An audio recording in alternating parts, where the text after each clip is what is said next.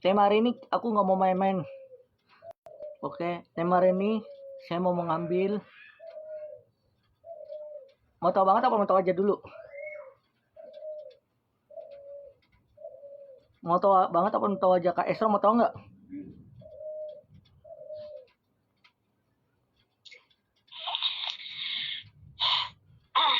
Mau tahu nggak Kak Epi temanya? Apaan? Mau tahu apa temanya? Selingkuh. Apa temanya? Selingkuh.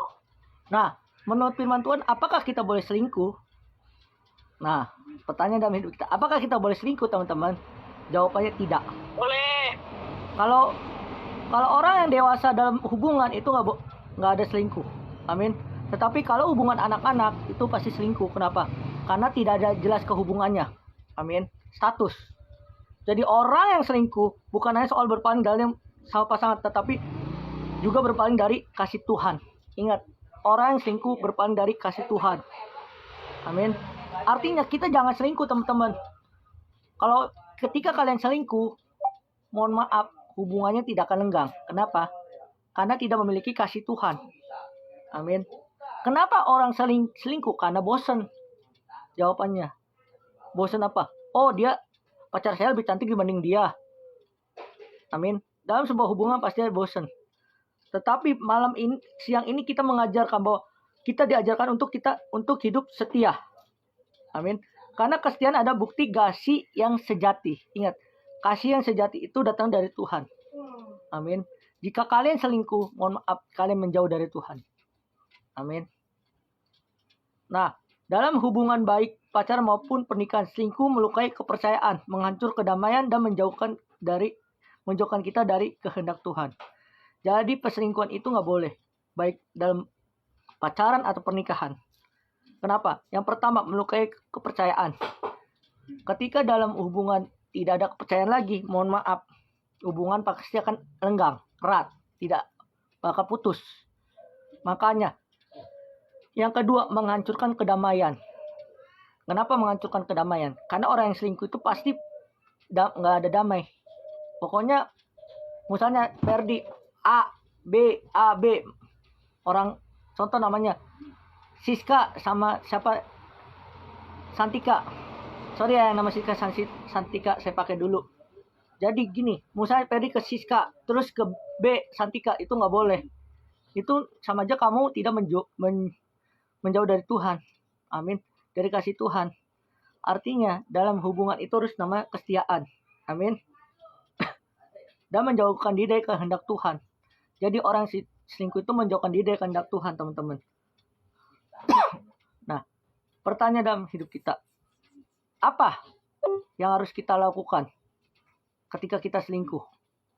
Yang pertama, ketika kita selingkuh, itu yang pertama kita belajar hidupnya tidak akan damai. Bilang, hidupnya tidak damai. Amin. Hidupnya pasti mikirkan, Musa pacar A telepon, pacar B telepon, gimana caranya? Amin. Nah, yang kedua, hidupnya jauh dari Tuhan. Hidupnya jauh dari kasih Tuhan. Orang yang selingkuh. Jadi perselingkuhan itu nggak boleh, teman-teman. Hidupnya pasti akan berantakan. Hubungannya pasti akan tidak lenggang. Yang ketiga, orang yang selingkuh itu hubungannya apa? Tidak akan bahagia. Amin. Jadi teman-teman, jangan selingkuh. Nah, kita mau belajar dampak orang selingkuh. Yang pertama, teman-teman, kita belajar membuat hubungannya dengan Tuhan. Merusak hubungan kita dengan Tuhan. Amsal 6 ayat 2. Orang yang berzina tidak akan berakal budi. Orang yang berbuat demikian merusak dirinya sendiri. Artinya teman-teman, jangan selingkuh. Itu bisa merusak hubungan kita dengan Tuhan dan sesama. Artinya, ketika kalian berselingkuh, ini kata Raja Salomo ya, bukan kata Bangkur. Itu namanya berzina. Amin. Jadi jangan selingkuh. Kalau emang udah satu, pilih salah satu. Ingat, pacaran itu bukan hanya status, tapi membangun masa lampau, masa depan. Kalau kalian masih mau pacarannya status, mohon maaf, lebih baik jangan pacaran dulu. Betul? Jadi intinya teman-teman jangan main-main dalam hubungan.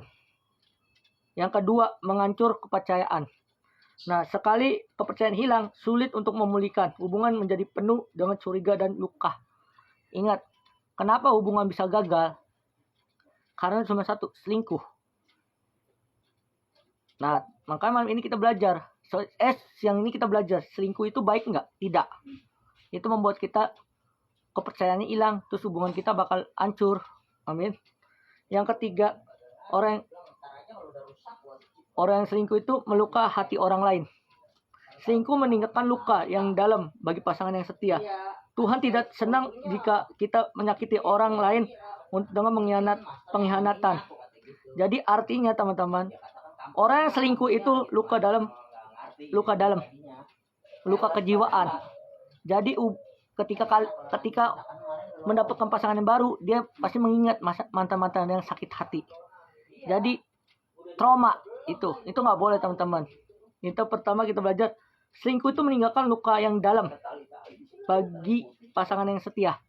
Jadi jangan selingkuh. Yang kedua, Tuhan tidak senang jika kita menyakiti orang lain dengan mengkhianati. Jadi nggak senang Tuhan. Yang keempat, menutup berkat Tuhan. Hati yang tidak jujur dan tidak setia sulit menerima berkat Tuhan. Menerima berkat penuh dari Tuhan. Jadi orang selingkuh tidak dapat berkat. Dapatnya apa? Ya musibah. Musibahnya apa? Ketahuan, ya pipi merah, pipi kanan merah. Amin. Tapi yang EDR mohon maaf, diblokir. Makanya jangan selingkuh. Dan karena dosa memisahkan kita karena dosa selingkuh itu dosa memisahkan kita dari hadirat Tuhan. Jadi jangan selingkuh lah. Ada berapa poin agar kita tidak selingkuh. Yang pertama, jaga hati dan pikiran. Amsal 4 ayat 23. Jagalah hatimu dengan kewaspadaan, dari situlah terpancar kehidupan. Selingkuh dimulai dari pikiran yang tidak dijaga. Pikiran tidak dijaga. Terus yang kedua, hati yang tidak dijaga. Nah, jadi kalau kita tidak mau selingkuh, pikiran dan hati kita harus kita jaga. Amsal 4 ayat 23 dicatat. Yang kedua, bangun komunikasi yang jujur. Bangun, bicara perasaan. Yang pertama bicara tentang perasaan, masalah, terus kebutuhan dengan pasangan yang sedang terbuka, kita harus terbuka. Jika emang tidak suka ya sudah, putus di tengah jalan nggak apa-apa. Tapi kalau jika emang masih sayang, pertahankan. Amin. Tapi kalau digantung-gantung itu juga nggak boleh. Nama itu hubungan yang digantung-gantung atau hubungan abu-abu. Nggak ada kepastian. Nggak punya tujuan. Nggak punya komitmen. Amin. Yang ketiga, hidup di dalam Tuhan. Hidup dalam takut akan Tuhan. Artinya kita harus hidup takut akan Tuhan. Ketika Tuhan menjadi pusat hubungan, godaan selingkuh atau oleh kasih dan kesetiaan itu pasti bisa kita hadapi. Yang pentingnya intinya hidup dalam takut akan Tuhan. Carilah pasangan yang hidup takut akan Tuhan. Amin. Kalau emang dia nggak mau selingkuh, hidup dalam takut akan Tuhan. Khususnya para cowok nih. Cowok dan cewek juga sama. Makanya lihat jangan cantik gantengnya. Kalau cantik gantengnya ya gampang.